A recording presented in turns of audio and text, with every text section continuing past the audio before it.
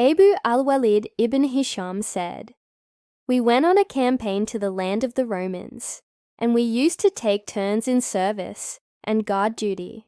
Among us was a man named Sa'id ibn al-Harith. He had been granted a great share of devotion. You would never see him except fasting, praying, remembering Allah, or reciting the Quran. I used to tell him, 'Take it easy on yourself.' But he would reply, 'O Abu al-Walid, they are only counted breaths. Life is fleeting, days are passing, and we wait only for death.' One day, Sa'id fell asleep in his tent while I was on guard. I suddenly heard him speaking inside. I entered and found him talking in his sleep, smiling and saying, 'I do not wish to return. I do not wish to return.' Then he stretched out his right hand as if reaching for something, gently brought it back to his chest, and kept smiling. Suddenly he awoke trembling. I embraced him until he calmed down. Then he began glorifying and praising Allah. I asked him what had happened, and after I swore to keep it secret during his lifetime, he told me, 'I saw in my dream that the day of judgment had begun, and people were resurrected from their graves, with eyes fixed in fear. Then two men came to me. Never had I seen such beauty and perfection. They said, "Rejoice, O Sa'id ibn al-Harith. Allah has forgiven your sins, accepted your deeds, and is pleased with you.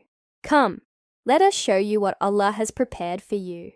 They took me on horses as swift as lightning until we reached a vast palace, shining with radiant light. Inside were countless maidens of paradise, saying, "Here comes the beloved of Allah. Welcome, O friend of Allah."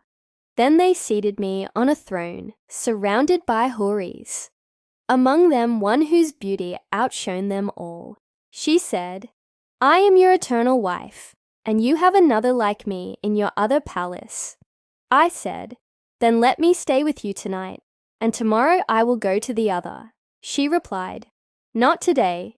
You must return to the world, but after 3 days you will break your fast with us." Then she left, and I awoke startled. Abu al-Walid continued, "The first day after this vision, Sa'id bathed, perfumed himself, and fasted. He fought the enemy bravely all day.